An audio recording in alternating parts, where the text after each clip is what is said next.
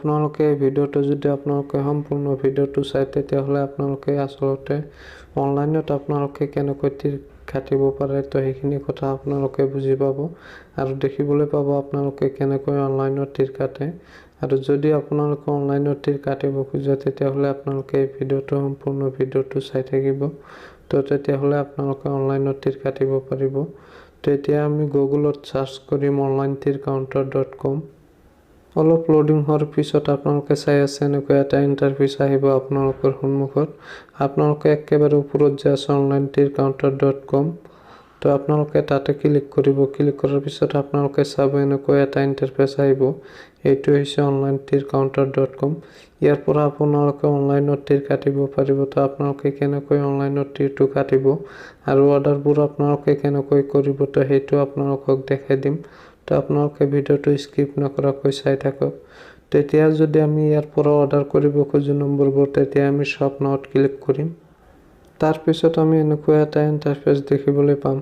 তো ইয়াতে 9 ইণ্ডিঙৰ পৰা আপোনালোকে চাই আছে ইয়াতে 9 ইণ্ডিং আছে 8 ইণ্ডিং আছে। তো আপোনালোকে ইয়াতে গোটেইকেইটা ইণ্ডিঙে পাব 9ৰ পৰা 0লৈকে। তো আপোনালোকে যদি ইণ্ডিং কেইটা চাব খোজে তেতিয়াহ'লে আপোনালোকে স্ক্ৰল কৰি নিচফালে যাব। তাৰপিছত আপোনালোকে গোটেই নম্বৰ কেইটা দেখিবলৈ পাব স্ক্ৰল কৰি নিচফালে গ'লে। তো আপোনালোকে ইয়াৰ পৰা যিকোনো এটা সিলেক্ট কৰিব। সিলেক্ট কৰাৰ পিছত আপোনালোকে 4টা অপচন দেখিবলৈ পাব। আপোনালোকে আচলতে নম্বৰটো ক'ত কাটিব সেই 4টা অপচন আহিব। তাৰ পৰা আপোনালোকে যিকোনো এটা অপচন সিলেক্ট কৰি ল'ব। আপোনালোকে আচলতে নম্বৰটো ক'ত কাটিব তো যিকোনো এটা সিলেক্ট কৰি লোৱাৰ পিছত আপোনালোকে ইয়াতটো সাৰ্চ কৰিব। এডটো সাৰ্চ কৰাৰ পিছত আপোনালোকে চাব ওপৰত ৰাইট সাইডত আপোনালোকে এটা চাব তাতে আপোনালোকে ক্লিক কৰি আপোনালোকে এনেকৈ এটা ইণ্টাৰফেচ দেখিবলৈ পাব। মানে ইয়াতে আপোনালোকে অৰ্ডাৰবোৰ আপোনালোকে প্লিজ অৰ্ডাৰত তেতিয়া ক্লিক কৰিব লাগিব তেতিয়াহ'লেহে আপোনাৰ অৰ্ডাৰটো হ'ব। তেতিয়া আমি প্লিজ অৰ্ডাৰত ক্লিক কৰিম। তাৰপিছত আমি ইয়াৰ পৰা আমি পে কৰিব লাগিব। তো আপোনালোকে চাই আছে অৰ্ডাৰটো ছাকচেছফুল হৈ গৈছে। হৈ যোৱাৰ পিছত এতিয়া আমি অৰ্ডাৰটো পে কৰিম কেনেকৈ।